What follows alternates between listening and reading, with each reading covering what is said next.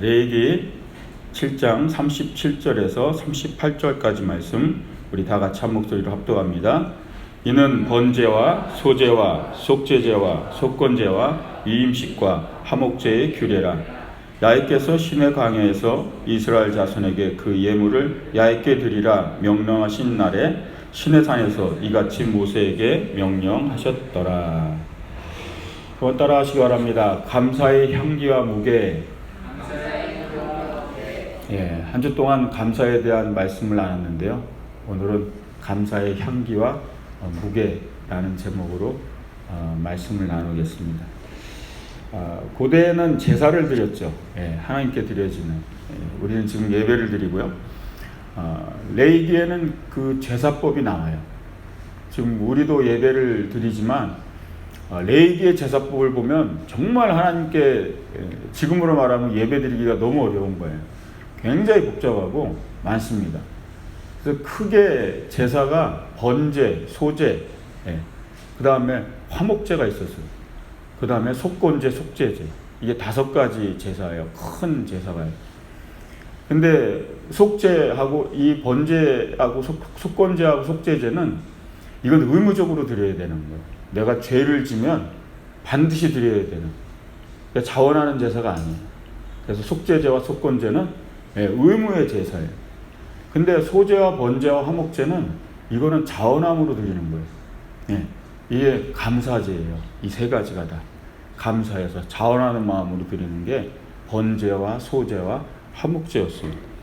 그래서 이 제사법을 통해서 하나님이 이스라엘 백성들에게 이렇게 가르치고자 하는 것이 있었죠.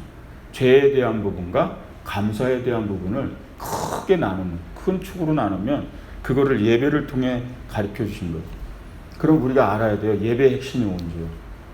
예배의 핵심이요. 원래 회개와 감사의 축인 걸 믿으시기 바랍니다. 아주 큰 축이에요. 예배에 있어야 돼요. 그래서 레위기가 어려워서 잘 안 읽잖아요. 읽어도 재미도 없고 맨날 소 잡고 말 잡고 말은 안 잡았나? 양 잡고 염소 잡고 막 도대체 뭐 이렇게 잡아서 드리나 그러는데 이 제사에도 다 의미가 담겨 있어요. 그래서 이 5가지 큰 축의 제사를 2가지로 나눠서 핵심을 보면 뭐요? 감사와 회개예요. 감사제하고 속죄제였어요. 큰 2가지가. 그래서 우리가 드려지는 예배는요, 하나님께 드려지는 회개의 기도가 있어야 되고요. 이 예배 가운데요. 그리고 감사로 완성되어야 되는 걸 믿으시기 바랍니다. 예배는 감사로 완성이 돼야 돼요. 그래서 예배를 드리고 나갈 때는 하나님께 감사와 영광을 드려야 되는 거죠. 근데 우리가 날마다 하나님 앞에서 예배 드릴 때마다 맨날 잘못만 한 거예요. 그래서 와가지고 죄송합니다. 또 잘못했습니다. 맨날 그러고만 가면 하나님도 맨날 만날 때 민망할 거 아니에요. 맨날 보면 얘는 잘못했다고 그러고 잘못했다고 하고. 그럼 감사가 있어야 된다는 얘기예요. 감사가요. 하나님 앞에 왔을 때 맨날 속죄제, 속건제만 어떻게 드려요? 늘 잘못해가지고 이건 의무니까 또 드려야 되는 속죄제와 속건제, 그런 마음으로 예배를 드리면 예배에는 기쁨이 하나도 없는 거죠. 근데 하나님이 예배에 이 감사제를 주셨다는 거예요. 번제와 소제와 화목제는 다 감사제예요. 자원하는 거예요. 본인이 드려도 되고 안 드려도 되는 거예요. 그래서 감사하는 거예요. 하나님께 감사하면서. 여러분 예배 때 감사가 넘치시길 주 이름으로 축원드립니다. 규례를 한번 보면요. 출애굽기 29장 41절에요. 한 어린 양은 저녁 때에 드리되 아침에 한 것처럼 소제와 전제를 그것과 함께 드려 향기로운 냄새가 되게 하여 야훼께 화제로 삼을지니. 여기 보면 레위기에 읽다 보면 이게 야훼께 드려지는 향기로운 냄새가 되게 하라, 이런 게 반복어구로 많이 나와요. 제사법을 읽다 보면 야훼께 드려지는 향기로운 냄새가 되게 하라. 그래서 제가 오늘 제목을 감사의 향기와 무게라고 정한 거예요. 감사의 향기. 하나님께 드리는 감사의 향기가 있어야 됩니다. 그러니까 우리가 드려지는 이 감사제에는, 감사의 예배에는 감사의 향기가 담아 있어야 된다는 거예요. 야훼께 향기, 아름다운 향기가 되게 하라. 그분이 느낄 수 있는, 우리의 삶 속에 그런 감사의 향기가 넘쳐나야 되는 걸 믿으시기 바랍니다. 우리의 예배에는 하나님께 드려지는 이 감사의 향기, 이것을 이 사이렌 소리가 감사의 향기가 넘쳐나기 위해서는 우리가 이 제사법에서 중요한 한 가지를 이해하면 하나님께 어떻게 향기를 그럼 드려야 되는가를 알 수가 있습니다. 화목제, 우선 화목제를 보면 우리는 화목제가 화목한 제사다, 그죠? 예, 이름대로 화목한 제사, 화목제다. 화목제가 뭐냐면요, 이 규례를 보면 화목제가 되게 특이해요. 예, 하나님께 내가 감사해서 드리는 거예요. 예, 너는 하나님과 화목하고 평안하라. 그래서 하나님께 화목제를 드려요. 근데 화목제의 규례는 뭐가 있냐면요, 예를 들어 소를 내가 잡잖아요. 그러면 내장만 태워서 드려요, 하나님께. 예. 그리고 고기는 자기가 먹는 거예요. 예. 그러면은 화목제를 드리면 좋잖아요, 그죠? 번제는 다 태워야 되거든요. 또 화목제는 고기는 안 태우고 자기가 먹는 거예요, 가져가세요. 예. 사람들이 화목제 많이 드리겠죠. 근데 화목제의 규례가 이렇습니다. 레위기 7장 15절. 감사함으로 드리는 화목제물의 고기는 드리는 그날에 먹을 것이요 조금이라도 이튿날까지 두지 말 것입니다. 근데 그날 다 먹어야 돼요. 예. 남기면 남는 건요 불에다 태워버려야 돼요. 내가 소를 잡았잖아요. 그래서 하나님께 감사의 화목제를 드렸어요. 그리고 고기는 가져왔는데 이걸 오늘 다 먹어야 되는 거예요. 남기면 안 되는 거예요. 아까우니까 먹자, 막 배불리 먹자, 배 터지게 먹자. 소 한 마리를 어떻게 한 가정이 다 먹을 수 있겠어요? 그래서 뭐요? 온 이웃을 다 불러요. 예. 이 어차피 오늘 다 먹어야 되거든요. 하나님이 규례를 이렇게 만들어 놓으신 거예요. 화목제 규례를. 그래서 화목제는 내가 하나님께 감사한 일이 있어서 감사의 제사를 드린 다음에 그 드렸던 예물을 또 온 사람과 함께 같이 먹는 거예요. 그날 다요. 뭐요? 그래서 감사의 향기를 나누는 건 줄 믿으시기 바랍니다. 예, 그게 감사의 향기를 나누는 법이에요. 우리는 감사를 하나님께만 드리는 걸로 알잖아요. 감사의 향기를 함께 나누는 것을 하지 않잖아요. 근데 이게 감사의 중요한 핵심 중에 하나라는 거죠. 그게 예배예요. 예. 우리 중에 삶의 예배가 이런 감사의 예배가 있어야 되는 줄 믿으시기 바랍니다. 예. 우린 잘 나누지는 않잖아요. 그죠? 예. 내게 있었던 감사를 누군가와 나누지 않잖아요.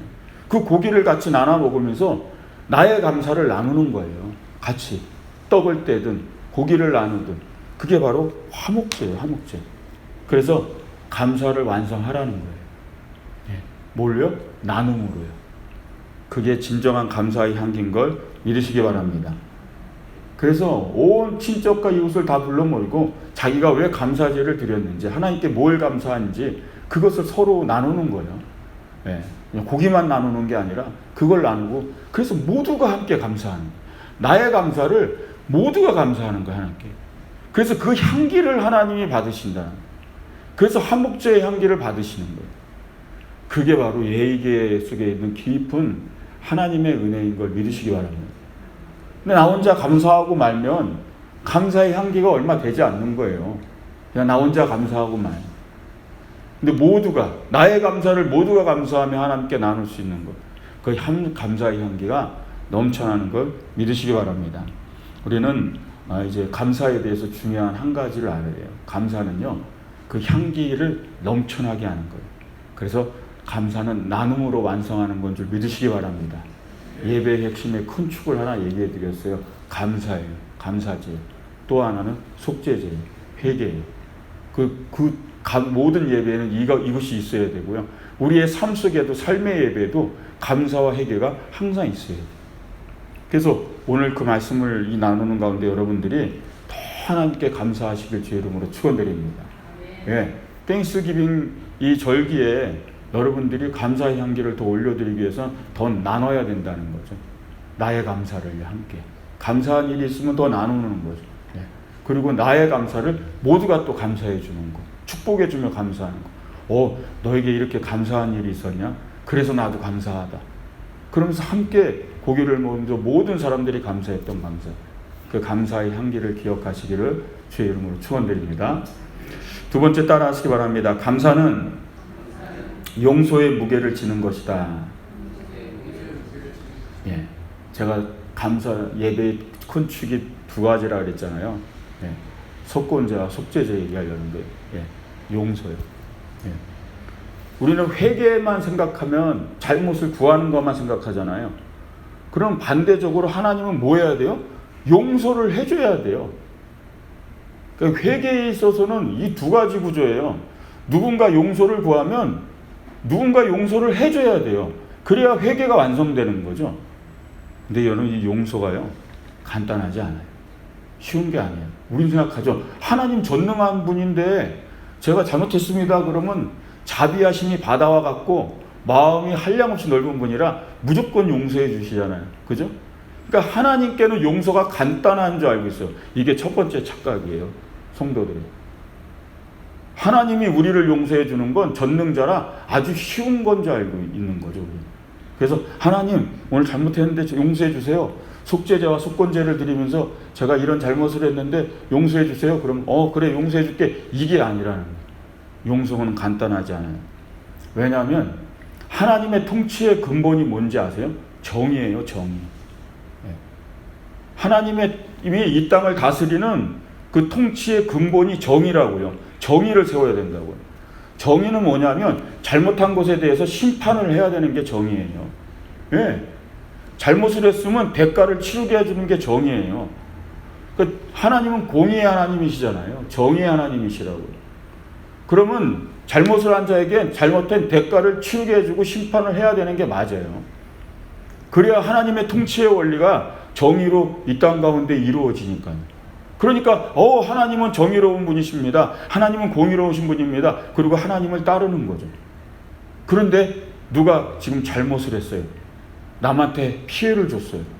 아픔을 주고 상처를 줬어요. 그러고 와서 용서해 달라는 거예요.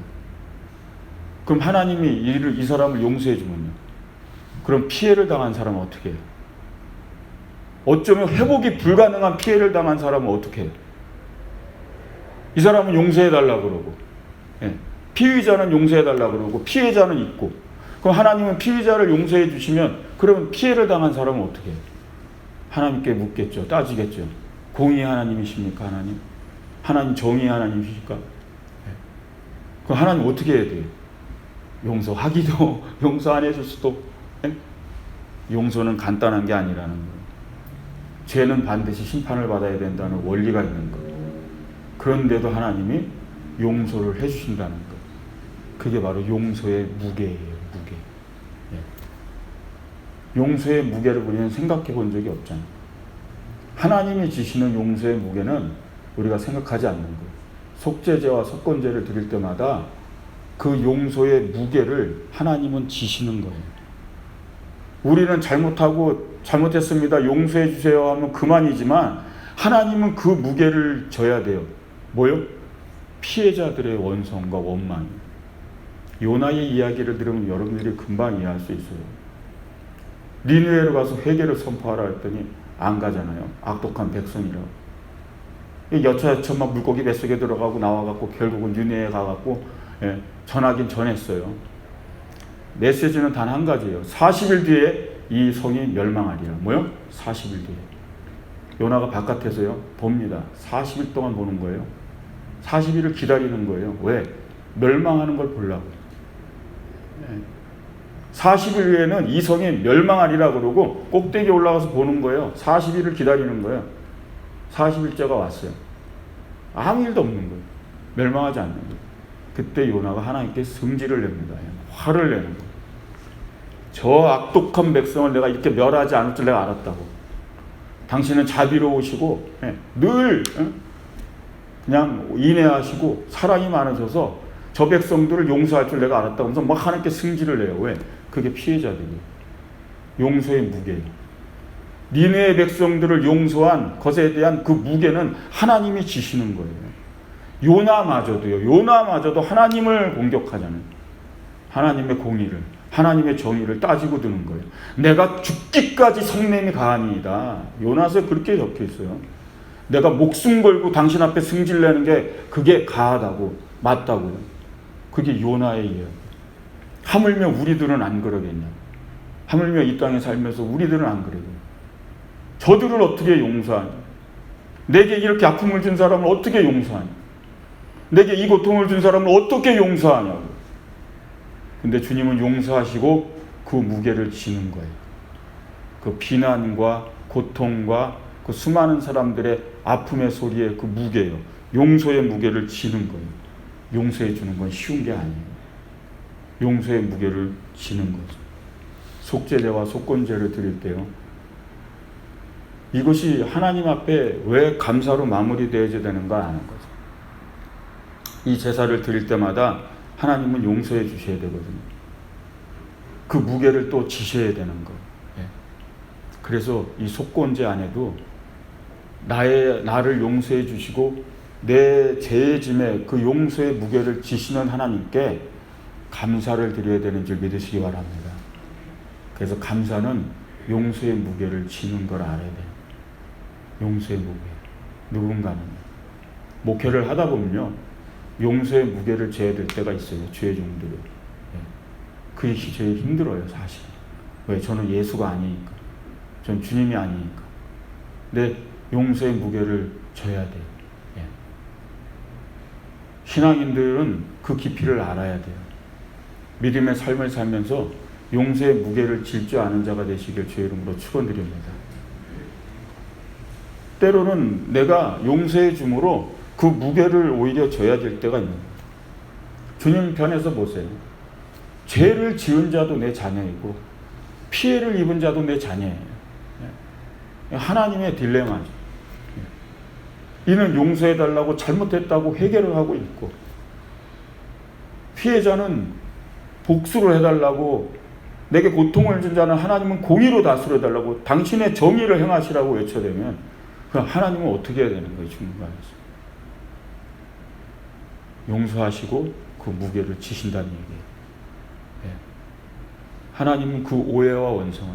그래서 지금 이 땅 현대교회도 마찬가지예요. 크리스찬들이요. 하나님 앞에 삿대질 하죠. 하나님 앞에 승질 다 내죠. 하나님 앞에 따집니다. 하나님은 근데 그 무게를 그냥 지실 뿐이에요. 시편에 이런 고백을 합니다. 시편 기자가 68편 19절에 날마다 우리 짐을 지시는 주 곧 우리 구원이신 하나님을 찬송할지로다. 날마다 우리의 짐을 져주시고 날마다 우리의 짐을 또 지시고 주시고. 그래서 첫 번째 우리는 회개를 할 때요, 진짜 죄송한 마음을 갖고 회개를 해야 돼요. 나 때문에 무게를 또 지셔야 될 하나님 생각하면서. 내가 알지도 모르고도 지은 죄, 분명히 누군가에게 피해가 갔을 거예요. 내가 누군가를 아프게 하고 말로 또 누군가에게 행동으로 상처를 줘서 누군가는 분명히 아팠을 거예요. 근데 내가 회개를 할 때마다 나는 그걸 느끼고 깨달아야 돼요. 나 때문에 하나님이 져야 될 용서의 무게를 생각하며 그 죄송한 마음을 가지고, 그래도 나를 또 그 무게를 지시면서 용서해 주신 하나님, 그 하나님께 감사를 드려야 되는 것, 그걸 마음에 새기시기 바랍니다. 그리고 또 반대편으로 내가 살면서 피해를 당할 때도 있어요. 하나님, 난 잘못이 없어요. 저 사람이 잘못해서 내가 이런 피해를 얻었고요. 저들이 나에게 이런 해를 끼쳤어요. 저들을 심판해달라고 요나처럼 막 할 수 있겠죠. 그러나 오늘 이 감사요, 진정한 용서의 무게를 지는 하나님을 안다면요, 거기까지 볼 수 있는 기쁜 신앙인이라면 때로는 내가 피해를 당하고 고통을 당하고 아픔을 당할지라도 용서의 무게를, 그를 용서해 주면서 그 무게를 질 하나님을 보면서 내가 스스로 하나님께 그들을 용서하며 감사할 수 있는 성숙한 그리스도인 되시길 주의 이름으로 축원드립니다. 거기까지 하나님의 마음을 볼 수 있어야 된다는 거죠. 그래서 이건 내가 피해를 본 거지만, 이건 내가 아픔을 당한 거지만, 내가 계속 하나님의 땅에 정의를 시행하라고 외쳐대면 하나님이 지어야 될 그 무게가 무거우심을 바라보며 내가 스스로 용서를 선택하는 그 성숙한 크리스찬, 그가 진정한 감사를 아는 자인 줄 믿으시기 바랍니다. 그게 바로 우리가 드려야 될 감사의 중요한 부분이라는 것.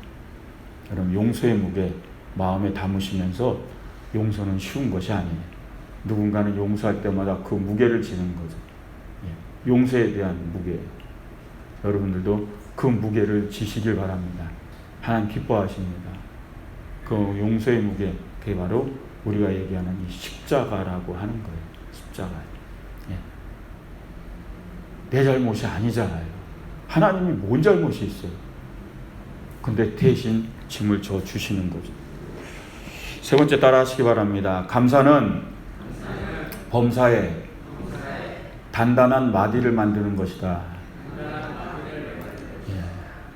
네, 표현이 좀 특이하죠. 네, 제가 말씀 묵상하다가 떠오른 거였어요. 감사를 묵상하다가 단단한 마디를 만드는 거다. 감사는. 절기는요, 이스라엘의 절기는 크게 두 가지가 있어요. 봄절기와 가을절기요. 왜냐하면 거기 이스라엘은 뜨겁잖아요. 그래서 봄에도 수확을 하고 가을에도 수확을 해요. 네. 여기도 그런가요? 하와이도? 농사를 짓는 데는 안 가봐서. 더운 나라니까요. 뜨거우니까 한국은 가을에만 추수감사를 하잖아요. 감사의 절기. 근데 이 사람들은 봄에도 수확을 하고 가을에도 수확을 하니까 그때가 전부 다 감사해요. 네, 봄에도. 근데 이 봄절기와 가을절기, 그 가을절기가 이스라엘 사람들에게는 되게 중요해요. 왜냐하면 고대 사회에서 이스라엘들은요, 신년이 가을이었어요. 그들의 원력이. 가을이, 우리로 얘기하면, 제가 나중에 성경 공부할 때 PPT 다 띄워가면서 이제 절기 나눌 때 가르쳐 드리거든요. 근데 나팔절로 시작해요. 그래서 가을에 나팔을 불어요. 아주 큰 뿔소. 그러면서 새해가 시작됐음을 알리는 거예요. 그게 그들의 가을이에요. 그래서 그걸 나팔절이라고 그래요. 그러면서 뭐가 시작되냐면 대속죄일이 시작돼요. 모든 사람들이 다 속죄하는, 하나님으로부터 제사함을 받는 속죄일이 시작되고, 그러고 바로 뭐가 들어가냐면 장막절이 들어가요. 장막절이죠. 장막절은 뭘 기념하는 거냐면 이스라엘 백성들이 출애굽하고 나와가지고 성막을 짓고 그 다음에 자신들도 천막을 짓고 이렇게 살았잖아요. 유목민의 삶. 그러니까 거주하는 집이 있었던 게 아니죠. 쉽게 얘기하면 원래 얘기하면 텐트에서 사는 거죠. 텐트에서.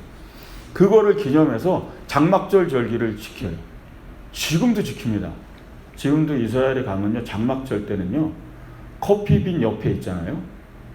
텐트가 쳐져 있어요.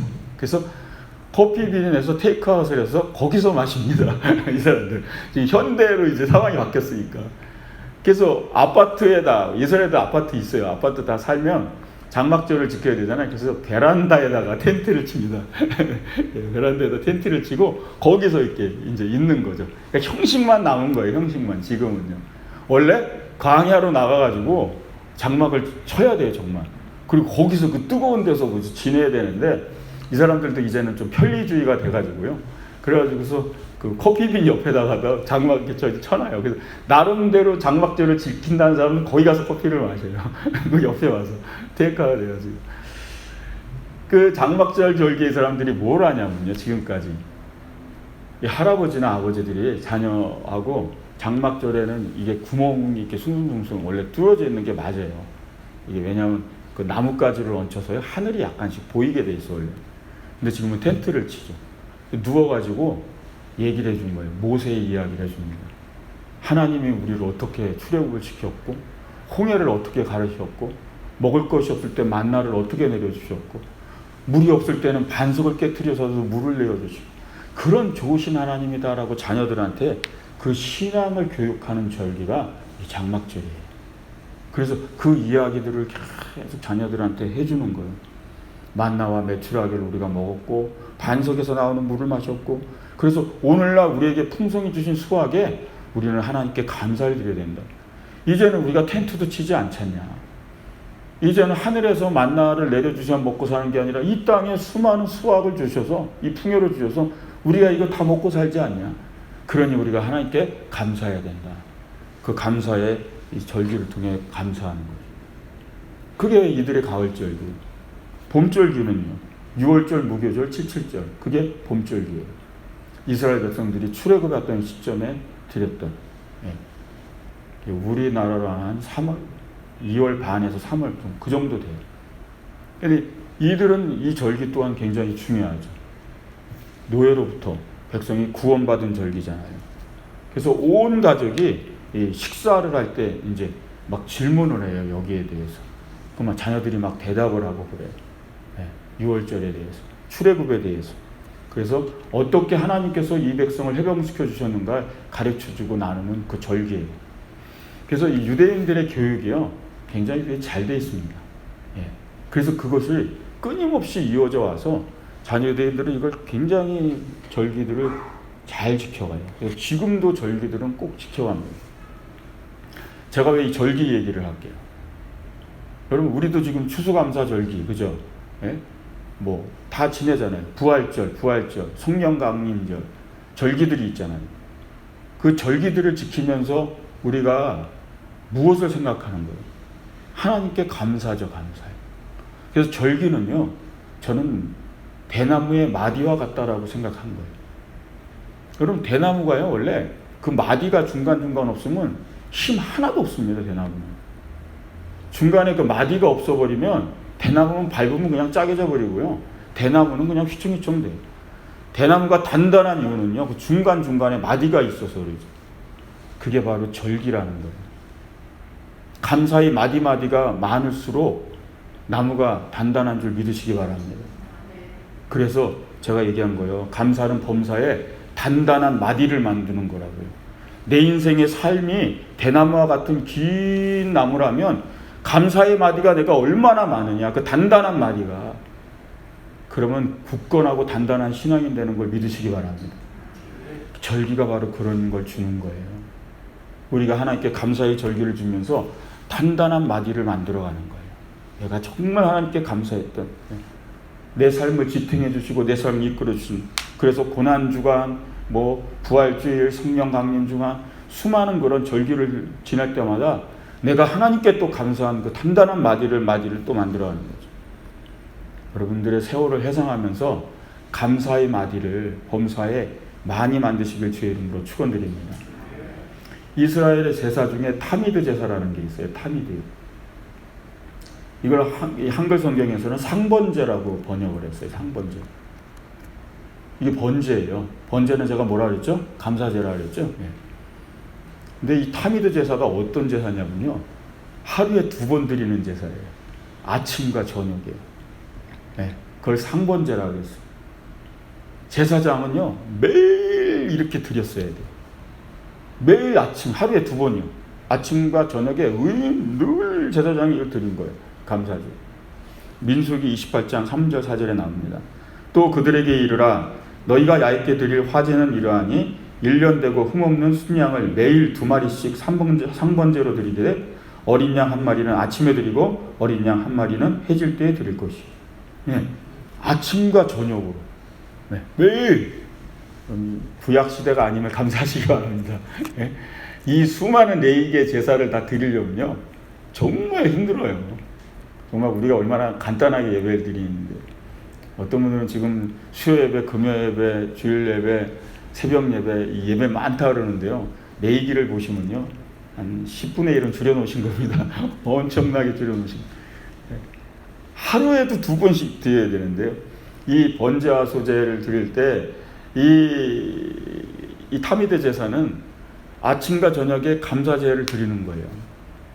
하루를 주심을 감사하고, 하루를 마무리하며 감사하고, 또 하루를 시작함을 감사하고, 또 하루를 마무리하며 감사하고, 하루에도 감사의 마디가 있는 거죠. 하루에도. 절기에도 마디가 있는데 매일 하루에도 감사의 마디가 있죠. 얼마나 단단하겠어요. 신앙인을 대나무로 생각하시면 매일매일 감사의 마디를 만들면요, 그거는 휘지 않는 대나무가 되는 줄 믿으시기 바랍니다. 그게 나를 지켜주는 거예요. 감사의 마디가. 그래서 감사의 마디가 많은 사람들은요, 아주 단단한 신앙이 된다라는 거예요. 단단한 신앙. 여러분 매일 하루에 2번씩 감사하시기 바랍니다. 해보세요. 아침에 감사해서 감사의 마디를 만들고, 저녁에 또 감사의 마디를 만들고, 내일 또 감사의 마디를 만들고, 절기 때는 또 절기의 감사의 마디를 만들고. 그래서 수많은 감사의 마디가 꽉 찬 대나무예요. 어떤 것도 쉴 수 없는 굳건한 믿음의 신앙이 되는 것입니다. 그래서 범사에 감사의 마디를 만드시길 주의 이름으로 축원드립니다. 데살로니가전서 5장 18절에 이렇게 말씀합니다. 범사에 감사하라. 이것이 그리스도 예수 안에서 너희를 향하신 하나님의 뜻이니라. 예. 그래서 데살로니가전서에는 범사에 감사하라, 늘 감사하라는 거. 오늘 말씀을 정리합니다. 오늘 감사의 향기와 무게. 감사는 뭐요? 향기가 퍼져야 된다. 하나님께 나만 감사합니다 하고 끝내는 게 아니라 뭐요? 그 향기를 나누라고요. 나의 감사를 모두가 감사할 수 있는 거예요. 그게 성숙한 그리스도인의 감사인 줄 믿으시기 바랍니다. 그냥 나 혼자 감사하고 마는 게 아니죠. 화목제는 그렇지 않아요. 나에 대해 감사한 일을요, 다 감사해 주는 거예요. 온 공동체가. 같이 떡을 떼고 같이 고기를 나누면서. 그래서 그 모든 이의 향기를 받으시고, 나 혼자 드리는 감사의 향기가 아니라 모두가 함께 드리는 감사의 향기를 하나님께 올려드리는 그 성숙한 감사를 드리시기 바랍니다. 그 다음에 감사의 무게예요. 속건제와 속죄제를 기억하시면서 누군가는 용서해 주기 위해서 그 무게를 져야 된다는 걸 기억하셔야 돼요. 그 무게는 늘 하나님이 지시는 거예요. 내가 늘 잘못했다 그럴 때마다, 내가 회개의 기도를 드릴 때마다 주님은 그 무게를 지셔야 돼요. 누군가의 공의를 외치는 자의 무게를 지셔야 돼요. 여러분, 그 무게를 지시는 주님을 바라보며 감사하시기 바랍니다.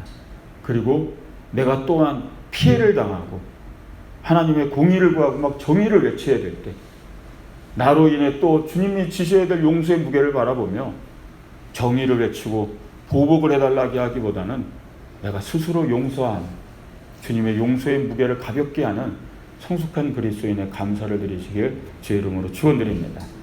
마지막은 범사의 감사의 마디를 만드는 거예요. 많이 만드시기 바랍니다. 감사의 마디가 너무 많은 대나무가 되시기 바랍니다. 그래서 매일매일 마디를 만들고 절기 때 만들고 봄, 여름, 가을, 겨울마다 만들고 하나님께 단단한 마디가 많은, 감사의 마디가 넘쳐나는 그런 믿음의 삶 사시기를 주의 이름으로 축원드립니다. 기도하겠습니다.